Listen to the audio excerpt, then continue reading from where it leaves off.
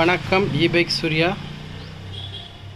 இப்போ நம்ம இந்த வீடியோவில் என்ன பார்க்குறோம் அப்படின்னா, pure battery, pure company lithium ion battery 60 volt பார்க்குறோம்.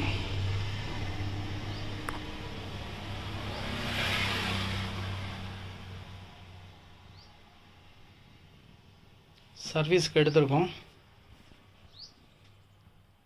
ஃபுல்லாக கம்மாக இருக்கிறதுனால ஃபுல்லாக டேமேஜ் பண்ணி தான் நம்ம பார்க்கணும்.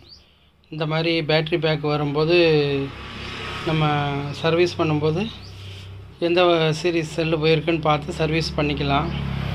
பட் ஒரு வேளை ஃபுல்லாகவே டோட்டல் செல்லுமே டேமேஜ் அப்படின்னா நம்ம ரிட்டர்ன் பண்ணுற மாதிரி வரும்.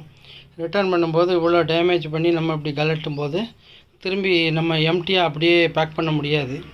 அதனால் இந்த மாதிரி பேட்ரி சர்வீஸுக்கு நமக்கு வந்துருச்சு அப்படின்னா ரிப்பேர் பார்த்தோம்னா செலவாகும், சர்வீஸ் சார்ஜ் வரும். ஓகே, ரிப்பேர் சர்வீஸ் பண்ண முடியலை, ரிட்டன் போகுதுனாலும் ஒரு 400 ருபீஸ் செலவு பண்ணால் தான் நம்ம திருப்பி இன்சுலேஷன் பண்ணி பேக் பண்ணி மாட்ட முடியும்.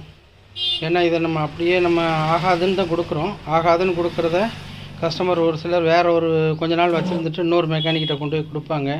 அவங்க என்ன ஏதுன்னு ஃபுல் டீட்டெயில் செக் பண்ணாமல் பார்த்த உடனே இது ஐஎஸ்ஐ தரத்தில் பேக் பண்ணலை, அப்படி இல்லை இப்படி இல்லை அப்படிம்பாங்க. இங்கே கஸ்டமர் ஓசியில் ரிட்டன் எடுத்துகிட்டு போயிருக்காங்க, இன்சுலேஷன்லாம் பிச்சு குப்பையில் போட்டோம் அப்படிங்கிறதெல்லாம் அந்த கஸ்டமருக்கு தெரியாது.